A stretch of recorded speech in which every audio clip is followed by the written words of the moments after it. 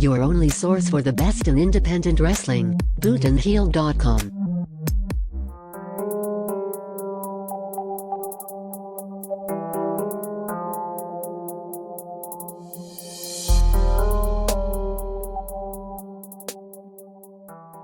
How much of this kind of stuff have you done? What's up? How much of this kind of stuff have you done? Freaking, I do a lot of, when I do like cons and stuff, when there were wrestling cons, I do them a lot there or podcasts.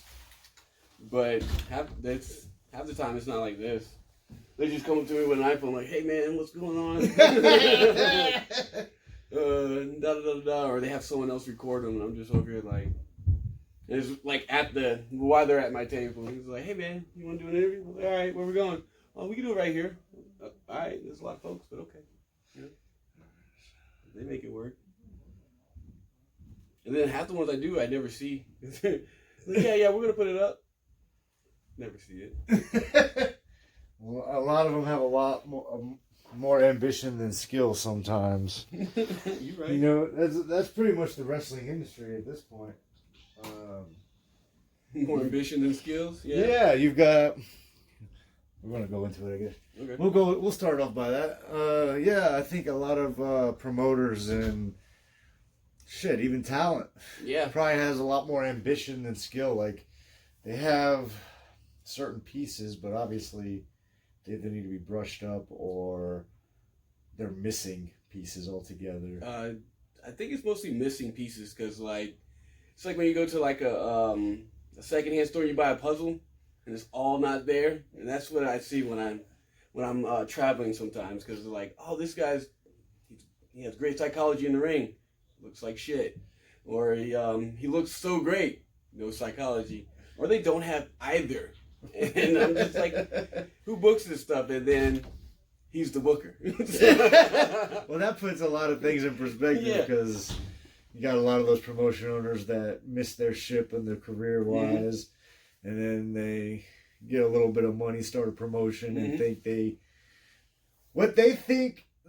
thought that wrestling should be, and what they produce, seems very far away from each other. No, it's very far away from each other because, and in their head, they think it's WrestleMania. In their head, they think it's like, oh man, that was the greatest match I ever had, and I'm just sitting in the back, and I was like, you pay me already? I need to leave.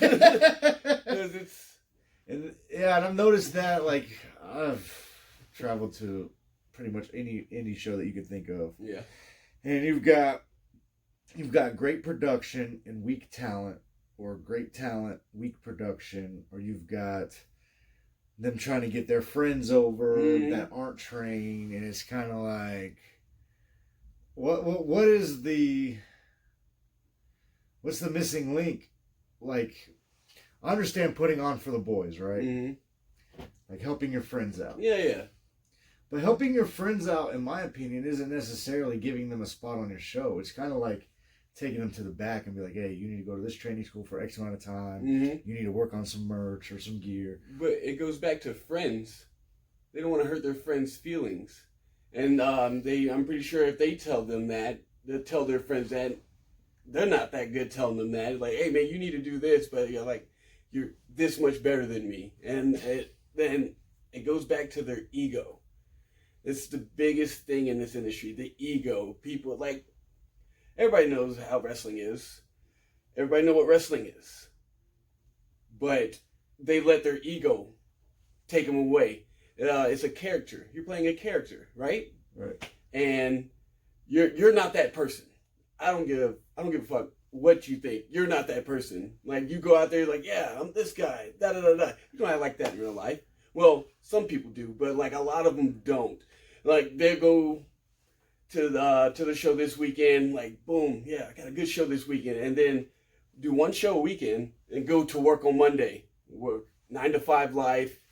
Do nothing. Don't even go to the gym, and they go to that one show every weekend. It's irritating. So it's like kind of like the where you're coming from is like the I've put in my work. I've paid for training. Yeah. I've still got nice ass gear. Still paying, brother.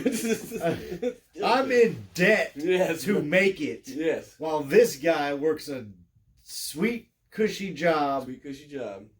And plays wrestler once a month, taking spots from guys that have sacrificed everything. Yeah, time, energy, family.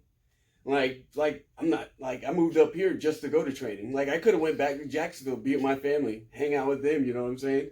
I could have moved to Orlando. I got family down there, but you know, this is what I want. This is what I want to do. I don't want to wake up every morning, hate my life because it's what society wants me to do. It's like everybody has a dream, but not everybody has a purpose. And my purpose in life is wrestling.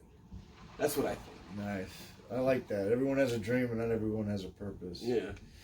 So, with that being said, we're where? We're in Kennesaw, Georgia, right? Yeah. Nightmare Factory is where you're training at? Yes, sir. And that is in Atlanta? That is in Norcross. Norcross, yeah, Georgia? Yeah, I haven't been in a while. I had to take some time off because I had some family issues. I had to fly back and forth from here to Colorado a lot because one of my longtime friends died, and so I was helping. I knew him and his wife and their son clean out their estate, all this other stuff, and then turns out she was the one that killed him. Yeah. So I had to deal with that for a little bit, but yeah, I'll be back up there I think this week. Yeah. So where are you usually from? Jacksonville, Florida. And you go by Stunt Marshall. Stunt Marshall. So I'm here with Stunt Marshall, Boot and Heel. Hey. And Stunt Marshall. And we're just going over what it's like to up and come in the wrestling industry and the sacrifices that these talents make to improve their product to get where they're trying to go. Not necessarily AEW or WWE. They're just pursuing their dream, and because you can't really say WWE, because then if AEW comes along, it's not like you're not going to go there. Oh no. So I can't say AEW either. Freaking if somebody gives me a long-term contract that I can live off of and I can do what I love, of course I'm gonna take it. Like MLW, I'll go there. Hell, Ring of Honor, New Japan. I will go to 1CW in England, WXW in Germany. There's places all over the world. I'll love to go to Mexico. I wrestled there briefly in 2012, my second year wrestling. And I'd love to go down there and wrestle because they have fun down there. I really don't like their style, but I like clashing their style with the American style. Right. Because I really don't understand their style because it's like constantly, and it doesn't really make sense to me. It makes sense to them because that's the way they were brought up, that's the way they were trained, and I'm not knocking them for it. It just doesn't make sense to me. But, clash of styles is always the best thing, especially when you meet technical with American wrestling, that good old storytelling.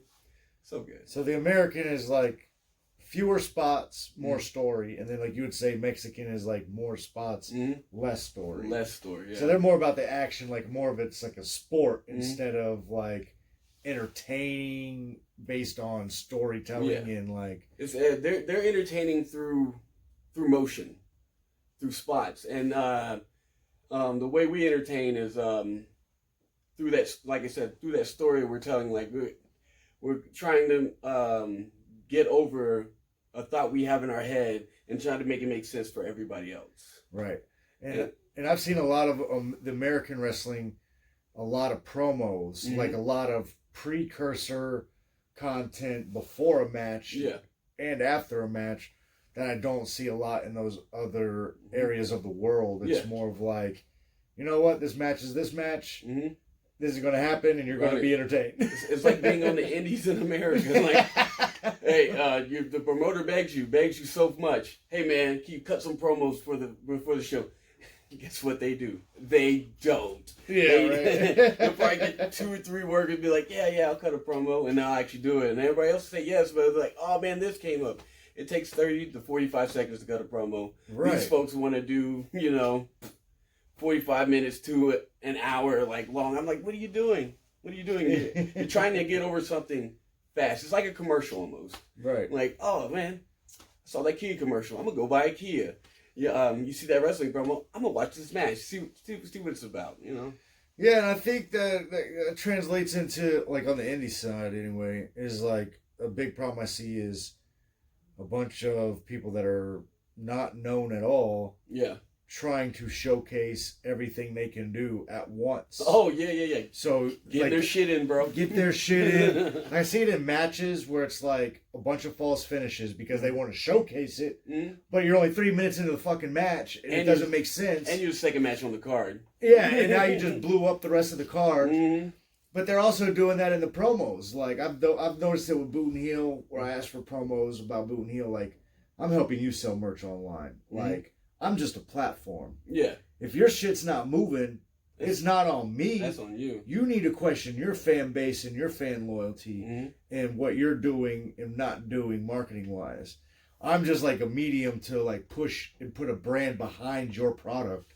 And I've seen it to where like just cut a quick Boot and Heel commercial about us being on Fight TV or about this event, whatever, and it's like 2.5 minutes.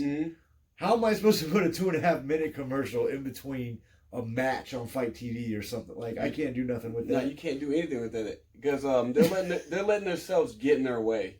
That's pretty much it. And a lot of people just like to hear themselves talk. A lot of people do, like I do, but other people don't. And you got to understand that they only care about how can I say this? The fans only care about what's going to happen. What's going to happen? What the aftermath is going to be.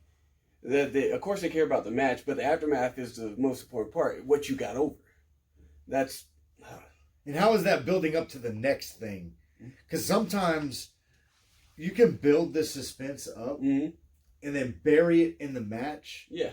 By not either cutting a promo at the end of that match or like leaving a cliffhanger. Yeah. Like, there's always something that needs to be desired, even though it seems like a finish. Oh, yeah, no. There's always an afterlife after a finish. Right. Because after a finish, like, say, I'm in a feud with this guy, and we've been feuding for 3 months. I got the belt, da-da-da-da-da. He finally beats me. If you just ended at that pretty much just, like, killed everything. Because, like, he's been trying so hard for 3 months to beat me. And he finally does. And I'm just going to sit there and do nothing. I understand, like, hey, it's time for you to go to the next spot, but like, even like, a promo afterwards saying like, well, da da da da da, he had my number, I could da da da da, I can move on to the next thing, or What I've noticed in the indies is that they just move to the next promotion. Oh, straight up. Well, like, they don't even build like, all right, well, this dude, like the talent or the booker's like, well, this guy's buried now. Let's not make him get redemption, whatever. And then you don't see him at that promotion for like 3 or 4 months. And it's like, why did this dude ever get a fucking chance to redeem his spot? Or like, why didn't you build another storyline? It's like, well, as a wrestler, you could like help yourself out by doing a promo. Even if the company doesn't fuck with you anymore, you could be like, da da da da, fuck this company or some shit like that. Because like back in the day when there's territories, people come in for 3 to 6 months and then they'll leave. But they won't leave like abruptly, like, oh, loser leaves town match or some shit like that. Or fucking loser gets fired or like they get hurt or injured in their match, so they move to the next territory. Right. It's people don't understand it these days. They're just like, all right, we're gonna use this dude for 3 months and probably never use him again, Or we'll bring him in sporadically to either get squashed or squash somebody else. It depends on the person. Right. Yeah. So what do you think is like missing? Like you're heavy in Georgia, right? And you're heavy a little bit in Florida. Yeah. I've been mainly Florida right now. North and Middle Florida. I've been doing shows in Tampa, but there haven't been any good ones. I did like one good one down there, and it was a birthday party for Aaron Nova. I don't know if you ever heard of him. Yeah. But it was a good time. It wasn't for the fans, but like he produced it. He put it online, so it was pretty good. Well, Stunt Marshall for that comment. Hey. Booty has nothing to do with Tampa wrestling. Nothing. Nothing at all. I feel you, bro. Except for Jeremy Gomez has bailed twice on me getting lunch while I've been down in Tampa. Oh, so word? It's all good. Hey, man, Jeremy. I was supposed to work with a Mania, but he brought me back eventually. So you were supposed to work with us too. Oh yeah. We had Nightmare Before Mania. Yeah. COVID. That was a shitty week. I found out Monday. Oh yeah, that shit ain't That was happening. about to be the most epic shit ever, yeah, bro. Best come up I ever had in wrestling. I was like, Mania in Tampa? Because when Mania came to Atlanta, it wasn't like that. There wasn't a shitload of indie companies working together to put on a show. Everybody hates each other in Georgia for some fucking reason, which it's cool. I like hate. I hate, but like everybody, like people don't fuck with each other the long way here. They're just like, who's gonna get me to the next level and how quick? Like, who can I step on? That's pretty much how it works in Georgia. And I'm not throwing shade at anybody, but fucking, it's just what I see and it's what I had experienced on me. Because I had a lot of people I came up in the business with that are in way better spots than me, and like fucking no bone, no nothing. Right. So fuck that. Yeah, always. I was born in the 90s, so fuck it. Wilson. I wish I could still fit those clothes. They would fly. Yeah, me too. But you got jacked. At least you didn't get fat like me. Hey. I'm buying bigger clothes because my gut's hanging out. You're buying bigger clothes because your traps got bigger. Yeah. Yeah, a little bit. Yeah, that jacket does no justice. There's no justice. It's cool, man. Looks like you're going to the 96 Winter Olympics. Yeah, 92, man. 92. That was the lit one. No, which one was the bobsled team? 88. 88, yeah. The Jamaican bobsled team. Hate, bro. Hate. But, like, it took probably like 5 years for me to develop a character for me that worked for me. Because, like, you know, I come in, I was like a baby face, like most of my first 5 years, like, yeah, I'm a baby face, I'm a good guy. And then I went to this one restaurant, and I was like, we want you to be a heel. And I was like, never really done it. He's like, you'll be good at it, don't worry. And then I tried it, and I was like, he's like, yeah, it was fair, but you'll get better. And then the more I did it, the less wrestling I did. The more heat I got, the less wrestling I did. Which was fine for me. I was like, hey man, I'm saving my body and some money, but you know, 2 or 3 spots, and yeah, 2 or 3 sell spots. the story and boo. Just all you gotta do is make people mad at you, because like it's easier to get people to hate you than to get them to love you. And a lot of people don't realize that. They're just like, yeah man, everybody likes everybody. No, they don't, man. It's fucking pro wrestling, man. We all hate each other. So what's your take on heels having merch tables? With that being said, well, like when I do a merch table, I don't change. Like I'm just over here. You gonna buy this merch, or you gonna stay here all fucking day? Or like, hey man, you want me to sign that? It's gonna be $5 extra. You know, just I stay like in character. I stay in character until I walk through my fucking front door, because I don't know who the fuck's following me home. I don't know. Like say if I go to a convenience store and the fan runs into me, no, fuck you. I don't. If I'm a bad guy, if I'm a good guy, like yeah, I'll sign this shit for you, But like I don't break character until like I walk through my front door, because like you said, you don't know who's following you or anything. Well, I've seen a lot of promoters not even let heels have merch tables. Yeah. Well, if they're gonna tell me that, they gotta pay me more. What I've also heard out of East Tennessee. That if you are booked in a match with a heel and you're the face, you have to give the heel a percentage of your sales. Oh, word? For selling your match as the heel and him not having a merch table. That's pretty wild. Have you ever heard of that? I have never heard of that. I need to go to East Tennessee. Shit. God damn. What are they doing over there different? My thing is that we're all indies, right? Yeah. We're all into... We're all trying. We can't even say independent contractor because we know these motherfuckers aren't fucking licensed half the time. Not half of them are not. You can't even say independent contractor. You're just a fucking indie. Yeah, I'm an indie guy, bro. Indie guy.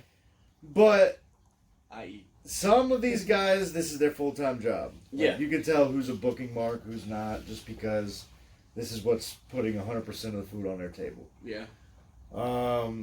But just because someone has a shoot job doesn't mean a promoter should be like, yo, you're cheaper than this guy because I know that you make money on the outside. Like, that's fucked up. Like, oh, no. Yeah, like, everyone's entertaining everyone in that building. That building, anyone selling a ticket is responsible for that event in that building. Yeah. So I think no matter if you're heel, face, ugly, fat, hot, single, married, you should be able to have a merch table in that building. Yeah.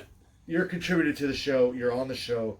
If you're a heel, stay in character, obviously. If you're face, obviously, just keep doing your thing. But I don't understand the politics of merchandising in an independent wrestling show. Yeah. Do you think that some promoters just take it too far with that kind of mindset? Well, like, and they're probably thinking, this is how they did it back in the day. You know what I'm saying? Because I remember I was talking to an old timer. He was like, "Yeah, man, back in my day, heels got paid more because they weren't allowed to sell merch, or they couldn't sell merch." Right. And then he told me, he was like, "If you were a real heel, you wouldn't sell merch because they would hate you that much." And I don't agree with that. Just some people love to hate, so. A lot of these people that are heels pop more than the faces. Like, people. You can see it with Skrilla at GIPW, who's been building. We're going shoot right now, but 3 months they've tried to build him as a heel. Like these, little, he would literally have to punt a baby off a bridge for people to be like, "Fuck Skrilla." Yeah. Like, you literally built him as a heel for 3 months. He comes out and the crowd is cheering. And then you get his opponent coming out, and it's kind of like the crowd is confused. Well, that's on them, but it's kind of on him too, because like they pop for him. Don't get me wrong, but he's super local. He's well known there. You know what I'm saying? And like after the show, he hangs out, has fun. He doesn't insult people. You know what I'm saying? Because like when you saw me at that show last time, I was still talking shit to all the fans. You talk shit to me on Facebook Messenger, bro, when I'm trying to fucking link up with you. Fuck you, bro. It's like... Alright, so that transitions into another conversation. Yeah. Is that on the talent, or is that on the booker not booking the right personality for certain roles in their promotion? Well, it could go back on the talent, but you have to realize... You're doing this for 3 months. It's not working. Fucking stop. But sometimes wrestlers like, I want to be a heel. You're not getting over as a heel. Sorry, bro. You gotta do something else. Because some people can't do it. Some people can. Well, I think that a lot of things is like I think it's a creative problem. You don't know how to keep ongoing stories of a face.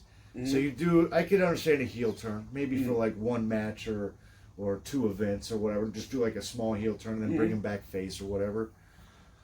But whenever you have a local talent that's obviously loved by the city, who promotes artists and friends and other families and like their personal businesses, you kind of can't do a heel turn on someone like that and make it make sense long term. Yeah. You can have them do a spot in the ring where it's just like, oh, that was kind of fucked up. Yeah, it was shitty, but you know. Yeah, but then like they're gonna forgive him. Yeah. These motherfuckers have forgiven him for fucking 3 months. Like you can't do no more. Have you ran into that problem as a heel and being Stunt Marshall to where it's like the heel shit ain't working, bro? Because these motherfuckers love me. When I was wrestling in Mid Georgia for a while, AWN. They hated me. They fucking hated me, but I wrestled there for so long. And they started popping for my neck slaps. They started popping for hate. And they just like kids are running around, hate. And then the promoter was like, hey man, you know what?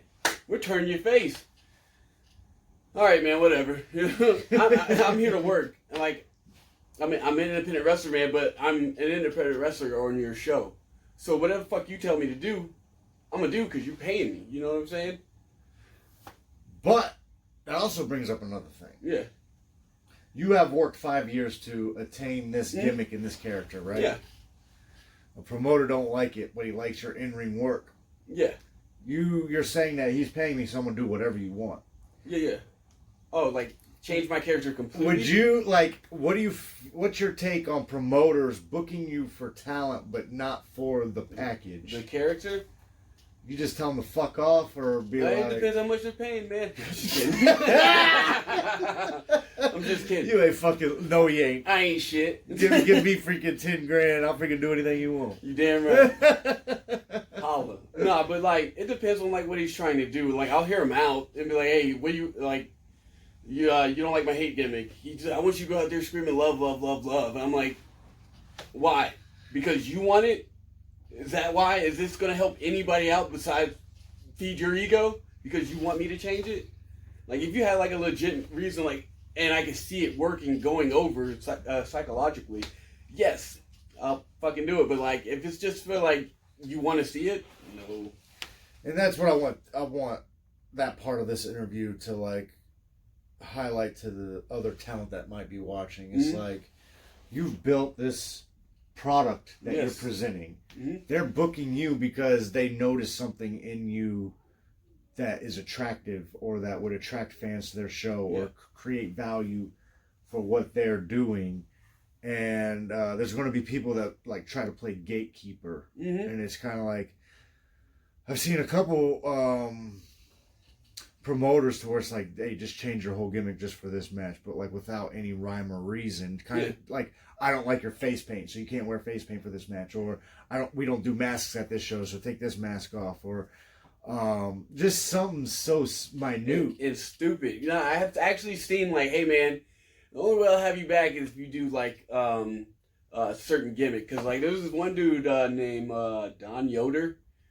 He's wrestled in Mid Georgia, but he used to do this Amish gimmick. He was an Amish assassin, Don Yoder, blah blah blah. And then he changed his thing to Delicious Don Yoder, and he was like Playboy type dude. But the promoter liked his old gimmick, and he said, "You can't work for me unless you do that gimmick." And he told another guy, "Hey man, you can't work for me unless you put on face paint," because the dude used to paint his face, and he didn't want to do it anymore. He's like, "Nah, I need the face paint and the crayons and shit." So I've seen it happen, and it's not right, but like, you know, there's other places to wrestle, man. And that is true, but it's kind of like the industry's oversaturated with promotions. Fuck it, there's like 70 in Georgia alone, 70 different wrestling feds in Georgia alone, and that was 2019. So it might be more, might be less now, and probably like 4 legit ones. yeah.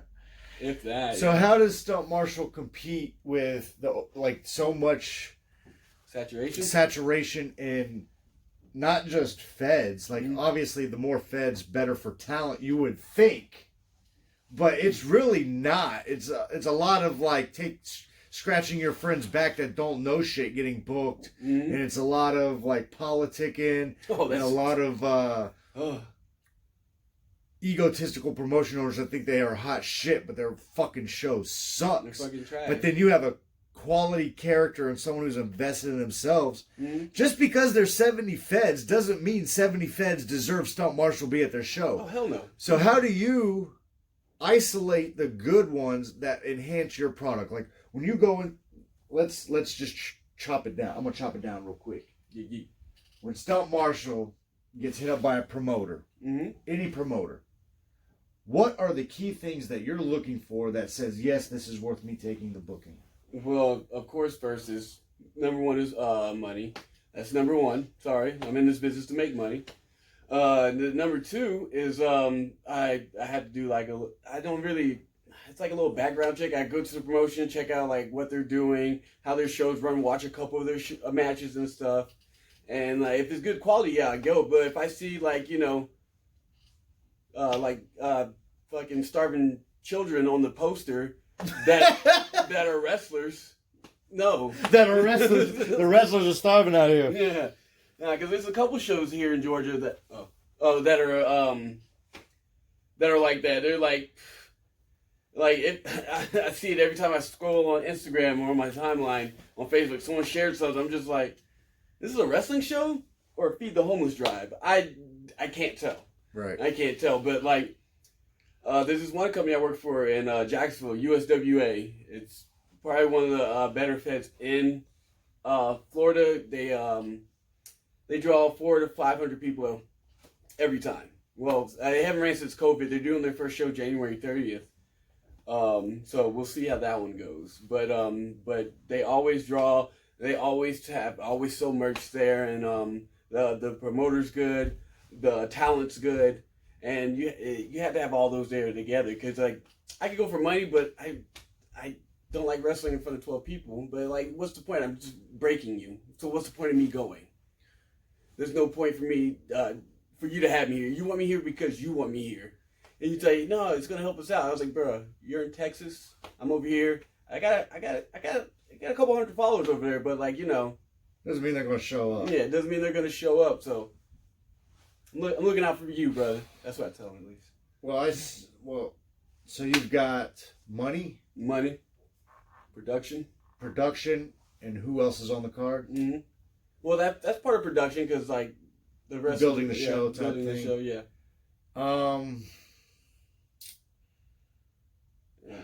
Because, like... I have a lot on my mind. I just don't know how to filter it right now. No, I feel you. There's, Because, like, before I got to wrestle for USWA, first time I wrestled for them was 2018. And that was the first time wrestling for them in January. I didn't get a call back until, I want to say, October that year. And because I was doing a whole bunch of stuff here in Georgia for this place called Sunbelt, and I was doing a lot of good for them, getting a lot of heat for them and everything. And then this dude, John Davis, hit me up and he was like, "Hey man, we want you down here, blah, blah, blah, blah." And I was like, I've been trying to wrestle in Jacksonville since I started wrestling, because that's where I'm from. I was like, right. I want to wrestle where I'm from. And I did once before that, but it was the shittiest fucking show of my goddamn life. I'm pretty sure Austin Towers told you this. Did he ever tell you about the time he kicked the door in on the promoter down there? Yeah. And fucking him. Yeah. Silva was there too, right? Yes. They all drove a van down there. Him, Matt Gilbert, like 5 other people. They all drove a van down there, and he tried not to pay them. I was already down there because, you know, I got family down there. I was like, I'm going to make this little vacation. I left Thursday, and I'm going to come back Sunday. And I worked for this guy previously before. I did a toy drive for him. And I've Stunt Marshall does charity work, yeah. And only once a year, though. But there's, damn, fuck. Because the other 364 days out of the year, you're doing charity for him. Donating shit at the thrift store so he can buy it. Yes, motherfucker. I needs it all. But I did that show for him, and he put me in the worst match of my life. He said, "You're in a Tate Fist match." I was like, "What the fuck is that? Is this Taipei? Is this Bloodsport, motherfucker?" He was like, "Yeah." I was like, "Well, I don't wear wrist tape, so you're buying it for me." And he was like, "Okay, I got you." I got there, no fucking wrist tape, because I wear gauntlets, right. Like wrist straps and stuff, because I got tired of buying tape every week. I was like, I'm going to get something permanent. I ain't got to buy this shit no more. Cheap bastard, I'm sorry. Fucking Tate Fist match. And he puts me in the ring with this dude that proclaimed he wrestled for 25 fucking years. Wade Phillips. Never forget this motherfucker's name. The coach of the fucking... No, that's the Cowboys. His name's Wade Phillips, bro. And I'm just like, all right, man. And he wasn't on the card. It was one of those old school posters that had a couple town on there, and then it has like the names. Yeah. I was like, all right. I couldn't find Wade Phillips on Facebook, so he must be new or old. That's all I thought. He must be new or fucking old. I got there, he's fucking old. And I'm like, all right, man, I can make this work. Just slow it down, blah, blah, blah. We go to lock up, and he punches me square in the face. I look at my buddy Rico's like, go to lock up again, duck it, smack the shit out of his ear, just boom. Oh god, not the merch. Smack the shit out of his ear, and then boom. Awesome. Smack the shit out of his ear, and then boom. We literally just started brawling from there on, and then that sounds like... for about 3 minutes we're just beating this shit out of each other. Mainly me beating the shit out of him. He's in the corner like doo-doo, getting like 3 or 4 shots off, and I'm just like, all right, man, you ready to fucking wrestle now? And he looked at me, he was like, yeah. I was like, finish. Went to do the finish, took my 3 count, got the fuck out of there, sat there in the back, and then like his manager comes up to me, he's like, "What's wrong with you?" And I was like, "This motherfucker punches me at the lockup," and he was like, "Oh man, we just trained stiff, brother." We just trained. You trained stiff, brother? Okay. Sounds like some Brian Logan shit. Yeah, it was some bullshit. Some old dude that looked like Penguin. Not the new Penguin, like Danny DeVito. Yeah, nasty looking. Nasty. But, yeah. And then went back there and he's like, "What happened out there, kid?" And I was like, "Don't ever fucking call me kid. Don't call me anything. You can call me sir from now on." And he was like, "What do you mean?" I was like, "I will whoop your ass again if you keep talking to me. Get the fuck on." And he was just like, "I don't know what I did wrong." And Rico was like, "You punched him in the face, man. You punched him in the face." During a lockup. Like, During a fucking dumbass. He said, "Well, did you get paid at that show?" Oh, yeah. Yeah, no. Well, the other boys just I was right behind him, bro. I was like, "Kick that shit in, man. Let's go." I was the first motherfucker to take his belts and a couple of fucking ring ropes. I was like, "You ain't getting this shit back because this ain't my ring." Yeah. You gonna pay him, though, huh?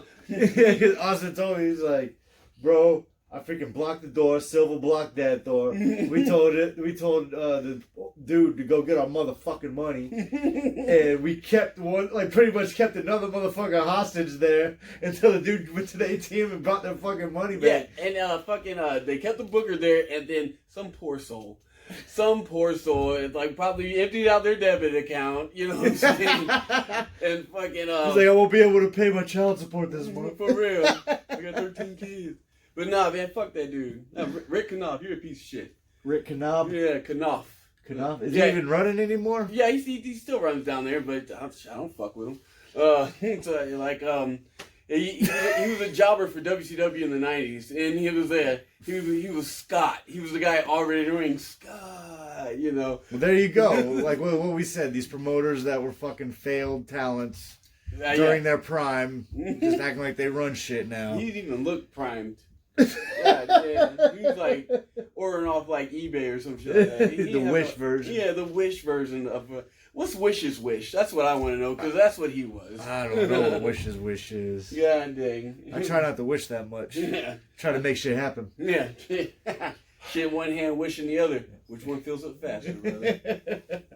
All right, let's take a break. 8. You good? Yeah, you gotta grit your teeth and fucking keep smiling. So, a lot of independent wrestlers define success differently. Like I said, like not everyone wants to be WWE. Some rather just stay on the indies and travel every weekend, have freedom of creativity and stuff. Like, what's your definition of success? What would be what would happen for you to say, hey man, I'm here now. I made it. Yeah. Well, I would say, I really don't care about creative control or anything like that. Like of course I want to put in my input and I want it to be, you know, validated, but I just want to be able to feed myself and my family, and give them the things that they deserve. And I just want to be happy in this business. And not everybody likes their job. Not everybody's going to be happy with what they do, but like, that's the only time I really feel like I'm happy is when I'm in the ring. So like, get something to sustain off of, just life itself. Because some people are okay with, like, you know, like I said, the 9 to 5, but I just want this to be my 9 to 5, even though, you know, it's at 8 o'clock at night half the times. I just want it. Everyone has their 8-hour schedule. Yeah, everybody somewhere, but just be able to live off of it. And not having to, like, you know, after a long weekend, get up and go do something else. Another job, just like, this is it. And then even if I don't make it as, like, a wrestler, maybe, like, I have a lot of good ideas. I have a good mind for wrestling. Maybe, you know, helping out with, you know, background stuff, you know, maybe a road agent, something like that. Just so long I'm still in the business. Right. Like, even if it's past my body's prime, I know my mind still works, you know? Right. Well, and what would be like a piece of advice? I don't want you to tell all your secrets because obviously advice is sold, not told. Yeah. But what would be like one piece of advice that you would give to aspiring talent of how to invest their time and resources, or even find that time and resources? Don't talk shit about people unless you really trust that person not to spread lies about you. Don't always bet on yourself, because I know it's hard. Like, you may not be financially stable, but don't go out there, you know, looking like trash. Like, have good gear, invest in yourself, because like, you're the product. Like, they're not going to pay to see, you know, someone that looks like trash, someone wrestling in jeans and some wrestling shoes. You know, you got to invest in yourself, and you have to find a way to what's the word I'm looking for? To like politic. Because that's the most important part of this game is politics. Like, people are like, oh no, it's wrestling ability. If that were the case, there would be a lot of people not wrestling, you know, because a lot of people don't have ability. But train your ass off. Make sure you look good. Stay in the fucking gym. Get jacked. That's all you have to do. Like, once you get jacked, everything comes easy. No, I'm just kidding. Nah, but just invest in yourself. Just make sure you have enough for yourself that somebody else will want to invest in you as well. So that's where confidence comes into play too. Like even if you're heel or face, even if you have a shitty personality or the locker room is where deals are made.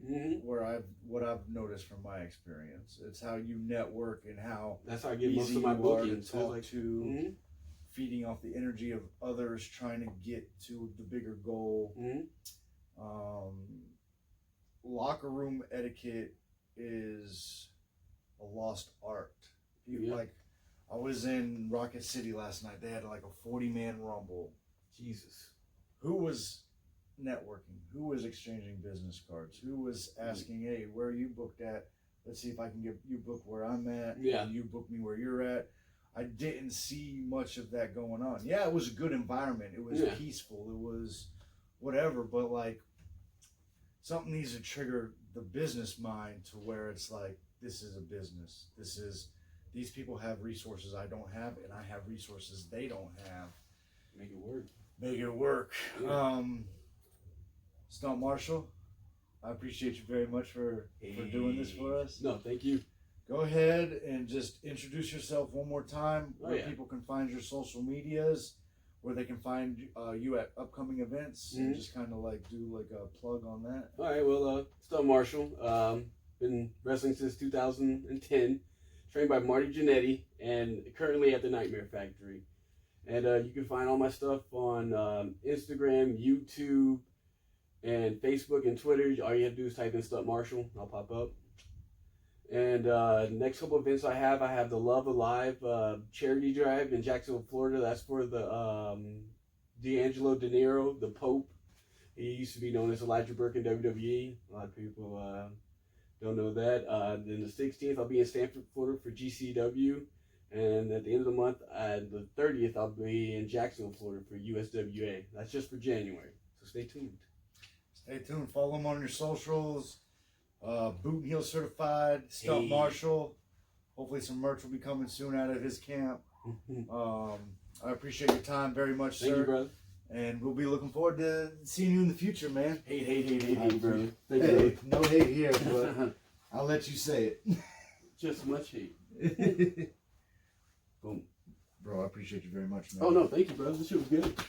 It was good. Thank you for coming back down. Yeah, no worries. I know you said yesterday, and then you're like, man, I'm in Chattanooga right now. I was like, all right, man, it's cool. I was going to try to catch you at the GIPW show. On the 17th? Yeah. Yeah, I should be down there. It depends on what's going on because I got family down there. They might want to catch brunch or